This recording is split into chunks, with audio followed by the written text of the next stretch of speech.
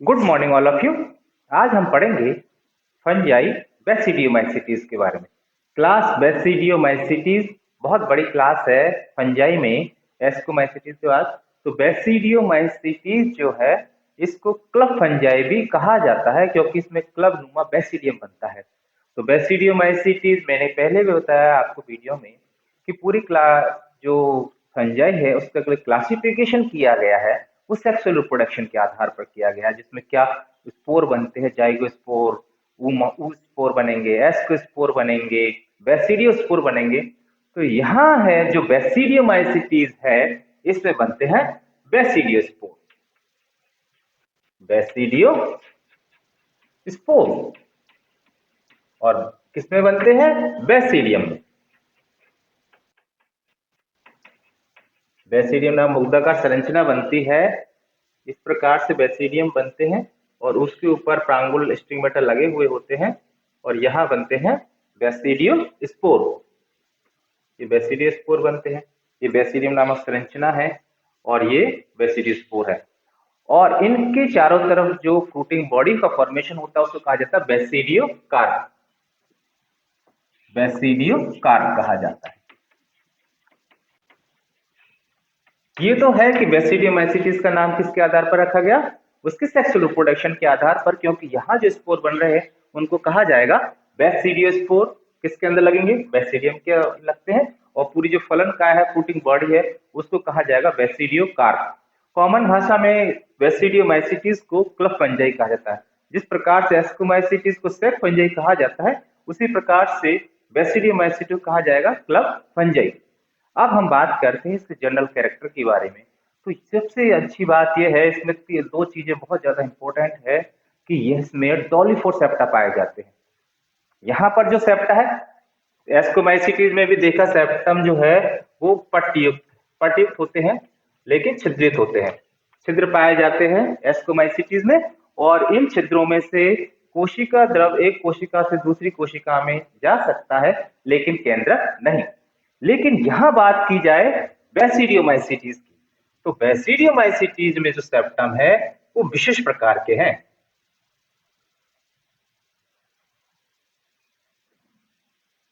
इनको कहा जाएगा डॉलीफोर सेप्टम, डॉलीफोर सेप्टम, डॉलीफोर सेप्टा पाए जाते हैं यहाँ पर। ये इसकी खासियत है डॉलीफोर सेप्टा की, यहाँ पाया जाना डॉलीफोर सेप्टम। यहाँ इसमें क्या होता है कि इसकी जो दीवारें हैं, यहाँ पर ये सेप्टम है इस प्रकार से फैला हुआ होता है, दीवार बन जाती है, ढोलक आकार की दीवार बन जाती है।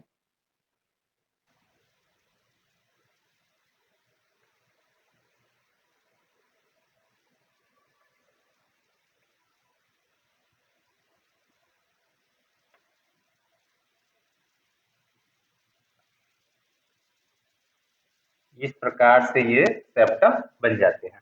तो ये जो दीवार है इसकी, ये सेप्टम की, इसको कहा जाएगा पेरेंथेसोम।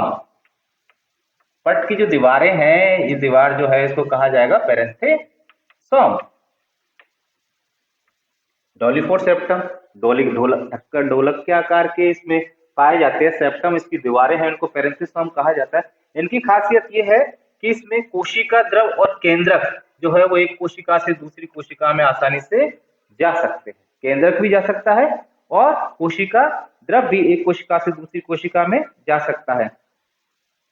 अब बात की जाए इसके माइसीलियम की, यहां हम देखते हैं माइसीलियम, कवक जाल, बहुत सारे कवक तंतुओं से मिलकर कवक जाल बना होता है। तो यहाँ जो कवक जाल है वो प्रथम अवस्था में एक केंद्र की होता है, यूनिन्यूक्लिएट, एक केंद्र की कवक जाल पाया जाता है। अर्थात प्रत्येक जो केंद्र कोशिका है उसमें एक केंद्रक ही पाया जाएगा। लेकिन ये जो एक केंद्र की माइसीलियम है ये अल्पजीवी है। कुछ समय पश्चात ये जो पूरा का पूरा एक केंद्र की माइसीलियम है ये बदल जाता है द्विकेंद्र, बाइन्यूक्लिएट माइसीलियम में। तो ये तो है यूनिन्यूक्लिएट, एक केंद्रक हो यदि कोशिका में तो यूनिन्यूक्लिएट, लेकिन ये कैसा है? अल्पजीवी है, कुछ समय के लिए रहता है। बाद में इसके स्थान पर संपूर्ण जो माइसीलियम है वो द्विकेंद्र की हो जाता है, द्विकेंद्र की। बाई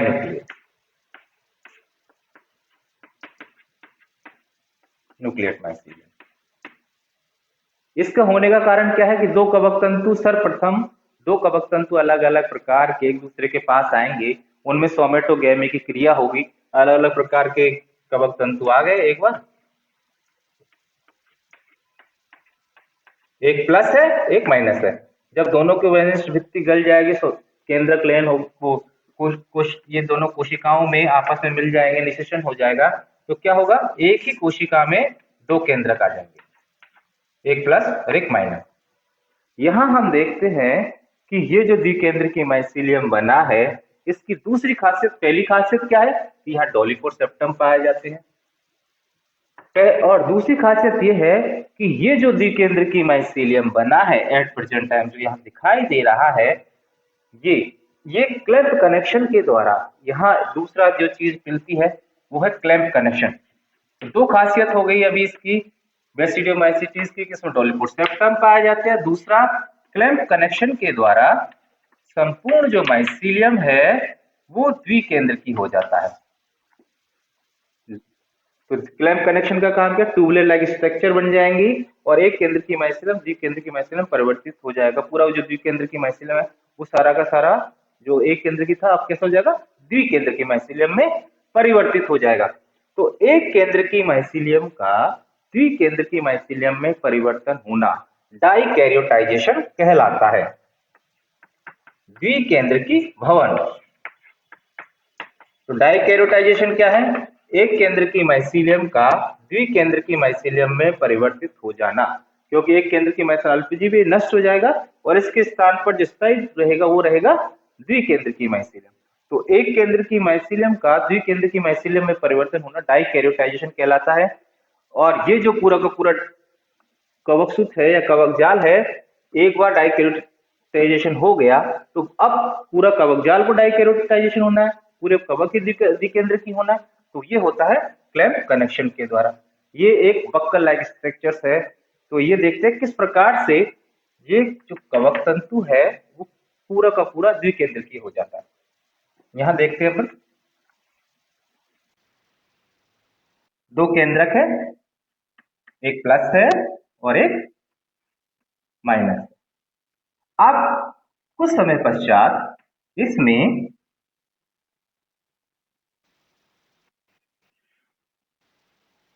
दोनों ही केंद्रकों में विभाजन होता है।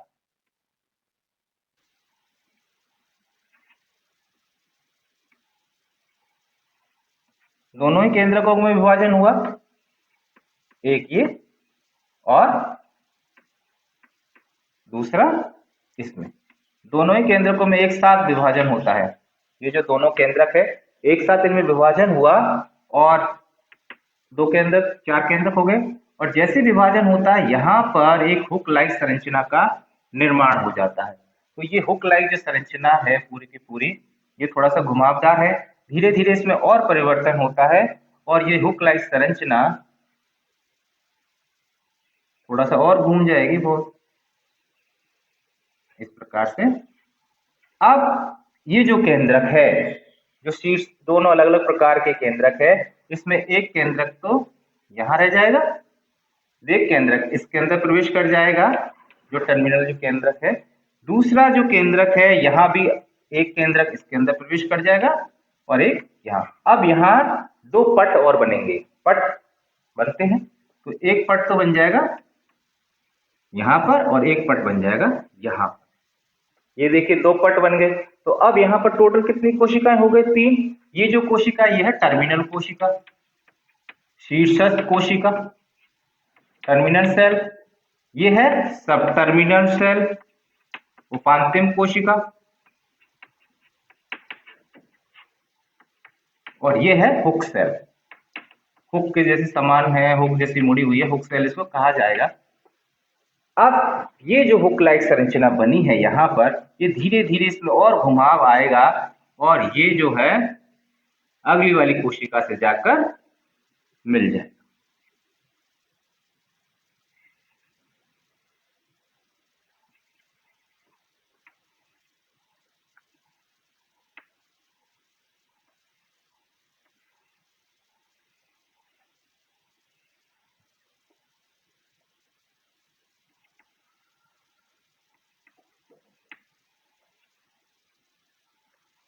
ये टर्मिनल सेल्स द्विकेंद्रकी है।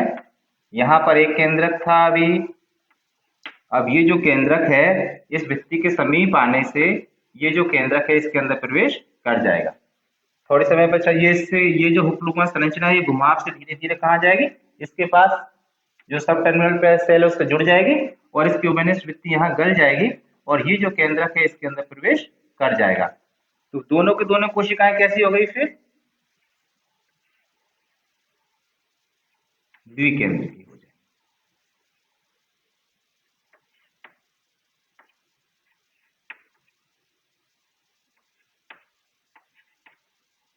और ये हुक लाइक संरचना का फॉर्मेशन हुआ था, यहाँ पर हुक जैसी संरचना बनी थी यहाँ। तो ये है क्लैंप कनेक्शन, इसको कहा जाता है क्लैंप कनेक्शन। ये क्लैंप कनेक्शन जिसके कारण से संपूर्ण जो माइसीलियम है वो द्विकेंद्रकी होता है। इसी प्रकार से अब नेक्स्ट नीचे भी क्या होगा, इसी प्रकार से हुक लाइक संरचना बनेगी, नीचे भी एक और दूसरे प्रकार के बन जाएंगे। तो ये पूरा का पूरा जो माइसीलियम है वो किस प्रकार में बदल जाएगा, डाइकैरोटाइजेशन हो जाएगा क्लैंप कनेक्शन के द्वारा। तो ये हम देखते हैं कि बेसिडियोमाइसीटीज जो है इसकी दो खासियत अभी हमने पढ़ी जनरल कैरेक्टर के बारे में जानने। तो यहाँ इसे क्लैंप फंजाई कॉमन भाषा में कहा जाएगा। बेसिडियोमाइसीटीज नाम दिया गया है वो बेसिडियोस्पोर के कारण इसको कहा गया है कि बेसिडियोस्पोर इसके अंदर बनते हैं बेसिडियम नामक संरचना के अंदर। और इसमें जो कवक तंतु है उसकी खासियत यह है कि इसमें डॉलीफोर सेप्टम पाए जाते हैं, जो कि बहुत ज्यादा इंपॉर्टेंट है कि पूछा भी जाता है डॉलीफोर सेप्टम क्या है, किसके अंदर पाए जाते हैं। तो किसकी विशेषता है, बेसिडियोमाइसीटी।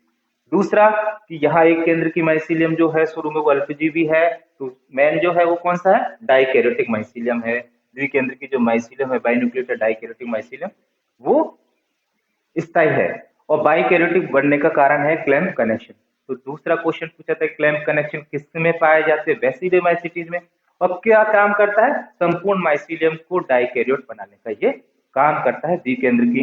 किस प्रकार से होती है सारी क्रिया ये हमने जाना कि क्लैंप कनेक्शन एक club like tubular like structure है जो संपूर्ण माइसीलियम को द्विकेंद्रकी माइसीलियम में परिवर्तित कर देता है। नेक्स्ट हम देखेंगे कि बेसिडियोमाइसीटीज में बेसिडियोस्पोर किस प्रकार से बनते हैं, बेसिडियम किस प्रकार से बनती है और बेसिडियोकार्प किस प्रकार से बनता है। तब तक के लिए थैंक यू।